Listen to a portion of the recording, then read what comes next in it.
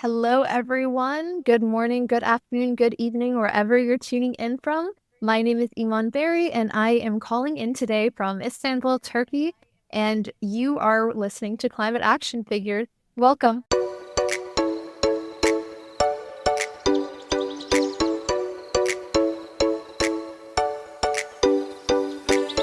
Hello, and welcome to another exciting edition of Climate Action Figures. My name is John Whidden, and this week on the show, you get to meet Iman, who will share her youthful perspective from the city where East meets West.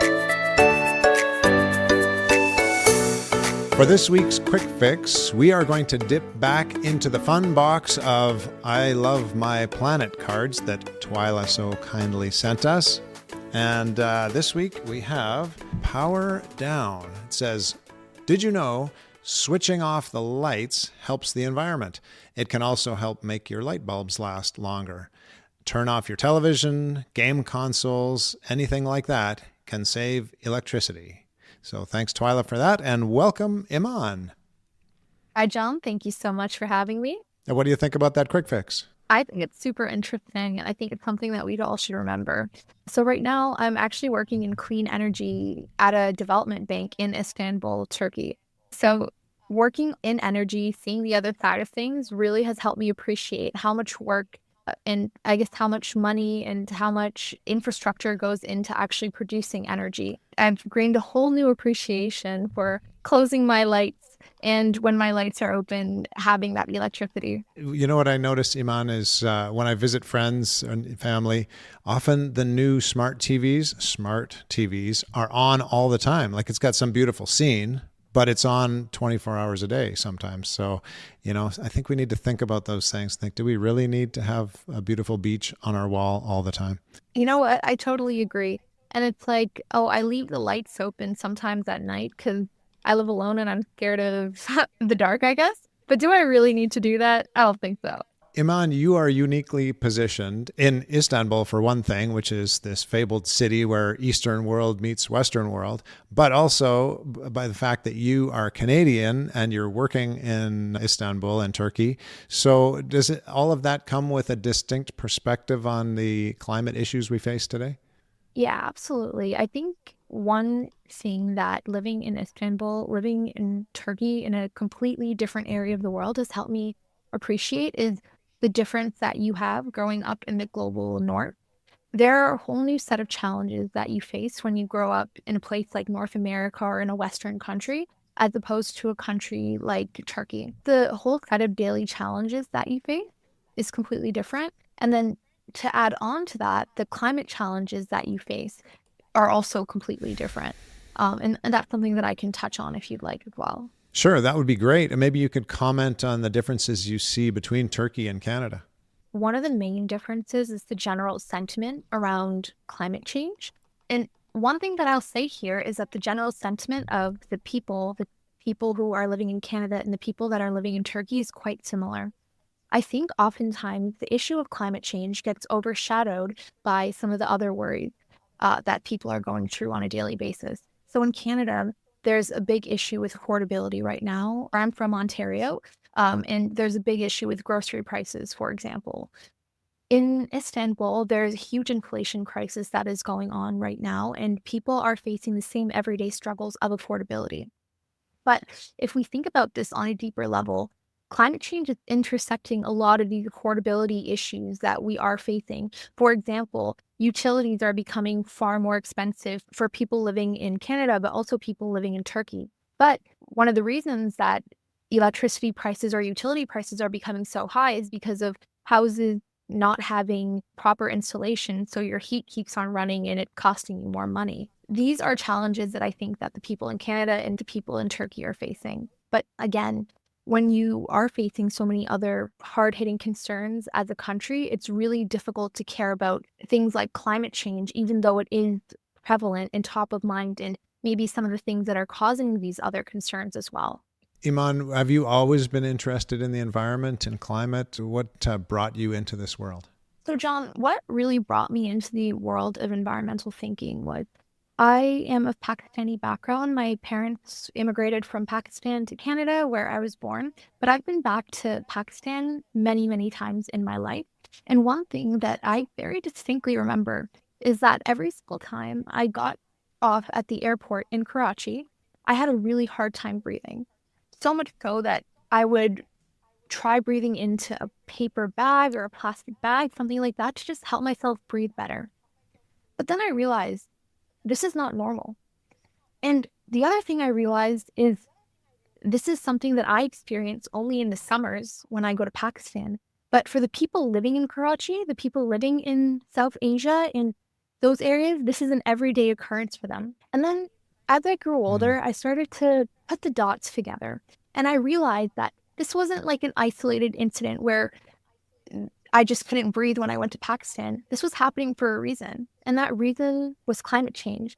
And South Asia, Karachi, Pakistan, has one of the worst air qualities in the world. So overall, I think that is something that has always stuck with me. And then as I grew older and I started to discover more of my Muslim faith, I realized that in my religion of Islam, it is a commandment that you must take care of the environment. There's this one specific hadith, which is like a teaching from the Prophet. And it's that if everything, the world is ending, you should still plant a seed. I'm paraphrasing, but that is one commandment. So I realized, why should I stand by when the people in Pakistan can't breathe? There's floods also happening in Pakistan, but also communities all over the world are suffering in this intense and horrible manner. And it's not only my responsibility as a Muslim, but it's also my responsibility as a person, as a bystander, to take action on this and to just not stand by while people around the world are suffering. And I might be in a little bit more of a privileged position being from North America, where I'm not experiencing that on a daily basis, and I only have to experience bad air quality when I go visit my family. I don't think that's right, and I wanted to take action on that. And that's why I have been involved in climate action. So you were engaged quite young in environmentalism, let's say, and then you ended up in Istanbul. Connect those two things for us. Working in the environmental space over the past 5, 6 years and working in this civil space for the past 10-ish years, I've learned a lot. And I realized that this work is extremely important. But since I studied business and political science in my undergrad, I wanted to maybe use some of the technical skills that I've learned in my university degree and apply it to my career. So I decided to pursue a career in banking, specifically clean energy banking at a development bank. And right now I'm working in Istanbul financing clean energy projects in Istanbul and also in other developing countries all over the world. And that's sort of how I ended up in Istanbul, is because I wanted to have a little bit more impact within my career rather than choosing a different industry where I would just be working in the private sector, which is what I had originally planned to do. Now, let me ask you, Iman, I know there will be an audience member out there thinking banking and the environment, those two things don't usually go together. I'm sure you've thought lots about that. Absolutely. So when I think banking in the environment, trust me, it scares me just as much as it scares the rest of us. Because, banking, private sector, you don't necessarily think that it could have a good environmental impact. You usually just think it's going to be something very negative. But right now, I'm working in a development bank. And there are a couple of development banks across the world. There's the World Bank, the Asian Development Bank. Right now, I'm working at the European Bank for Reconstruction and Development. And these development banks are focused on developing the developing nations that need infrastructure, need energy infrastructure, need transportation infrastructure, things like that.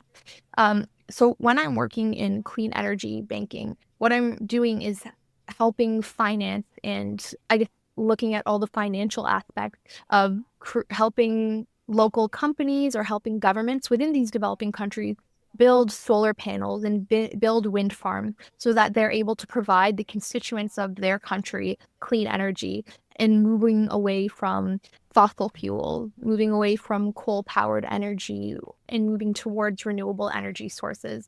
And that's sort of what I have a chance to work on in Istanbul.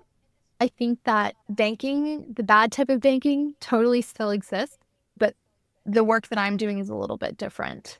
So, a development bank in particular might be less interested just in financial bottom line.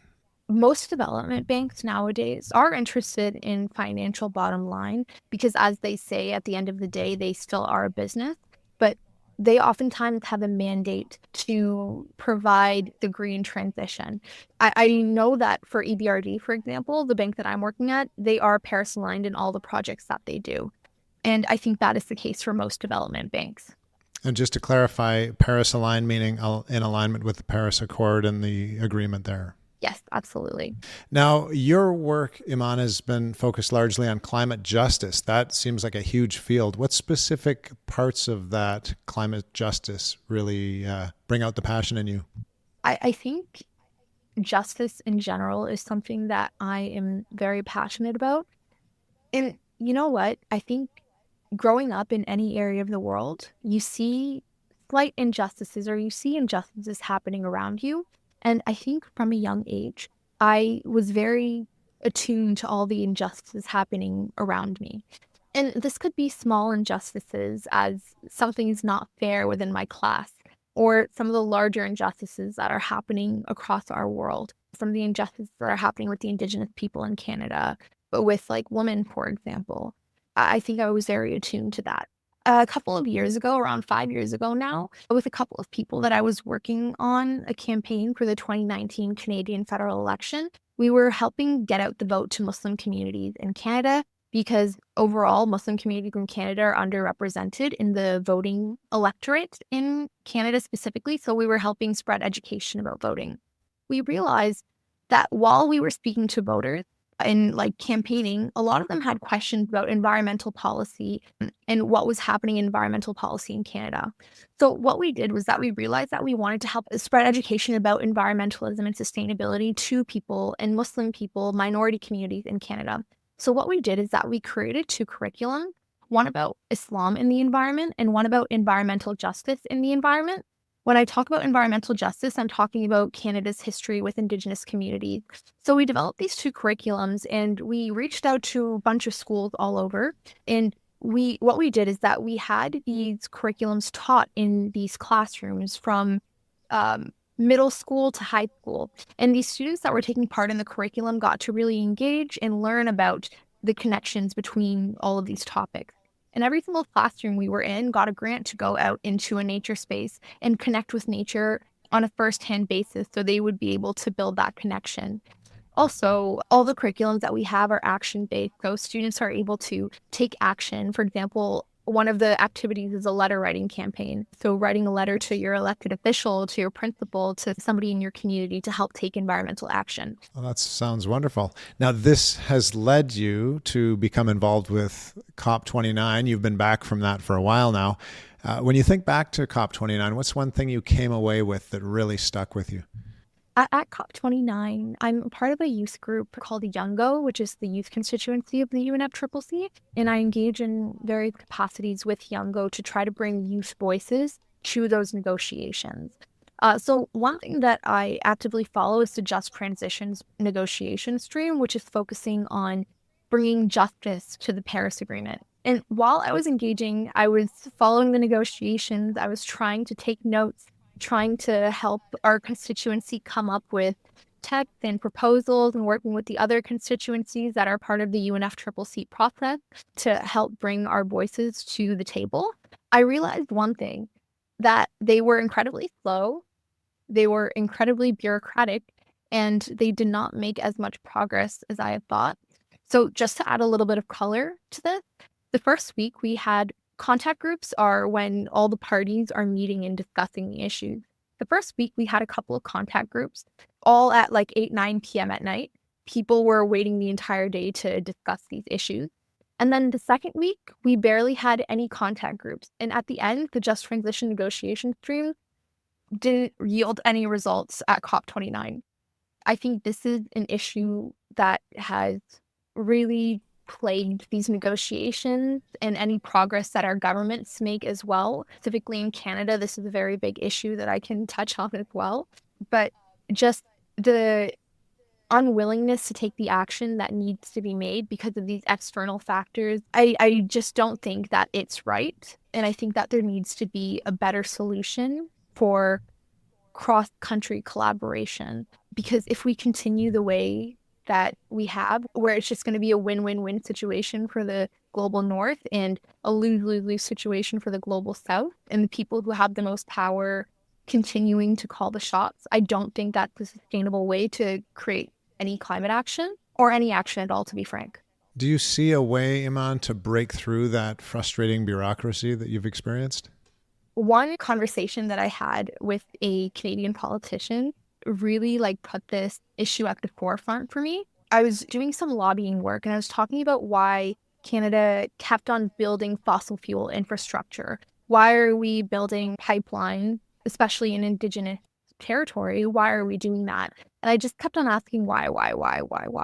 And after half an hour of going back and forth, this politician told me, she's like, you know what, Iman? If the Canadian voters wanted climate action, we would take climate action. And I'm like, well, I think that's where you're wrong. The Canadian voters do want climate action. But the subtext of that conversation was that it's not necessarily popular to make the hard decisions. And you know what? I think that is something that needs to be realized. It's not popular to take the hard decisions. It's going to cost a lot of money and it's going to be a burden. It's going to be difficult. We have to change economic systems. It's going to be an overhaul. The thing is, that's just something we need to do. And I think the sooner that countries realize this, that it just can't be business as usual, I think that's when we'll actually have some sort of action. And I think the first thing that we need to do is actually focus more on the negotiations while we are at COP instead of the media and publicity shows that happen at the pavilions. It's not a place to do business. It's a place for negotiation. And if our country spent the time and money and energy invested in the millions of dollars that they probably spent on the pavilions into training negotiators or putting that money towards climate action, I think we'd have way better results. What we need to put at the forefront is that change needs to be made, and it's not going to be easy and it's not going to be pretty, but it's just something that needs to be done. Can I extrapolate from that we all need to contact our representatives so they're aware that climate is important? Yes, absolutely. Wherever you are in the world, if you are able to and it is possible for you to contact your representatives, please do so. If you are listening and tuning in from Canada, please go contact your member of parliament, go contact your provincial member of parliament, and go contact your municipal representatives as well, because climate action matters at every single level. So please go do that. That would make my day. Before we run out of time, Iman, we need to ask you about your specific climate action that you've picked for today. You've got all these climate actions that you're doing with your life, but what's the one you've picked for today? One climate action that I could recommend to all of you, and I think this has been super helpful to me, is that every single time I go grocery shopping, I spend an extra half an hour cutting up my vegetables and prepping all of my ingredients to make them ready to cook with, so that I don't get lazy and I let the groceries go bad. And I just make them as easy as possible for me to use so that I do actually end up using them. It seems simple and it totally works. So that's one thing I would recommend. Don't let the food get buried at the back of the fridge. Absolutely. So last question for you today, Iman. What gives you hope? One thing that is giving me hope is seeing all of the climate actions that are happening around the world and seeing people of all ages, not just young people, but also older people from different backgrounds, different subgroups, all taking action towards this collective goal. And I think it's really beautiful seeing people from all different countries, all different faiths, all different walks of life come together on this one issue, demanding that there be some action made. And I think that's what gives me hope, is that if we can't agree on anything, at least a lot of us can hopefully agree that climate action is something that is a real problem and needs action. Well, thank you so much for sharing your perspective and your hope with us today. And thanks for being here, Iman. Thank you so much for having me, John. And thank you, dear listener or viewer, if you've joined us on YouTube. If you have enjoyed the podcast today, please share it with a friend, relative, or maybe even a complete stranger. We will be back next Tuesday to hear from another interesting international climate action figure. Until then, go figure. That's it.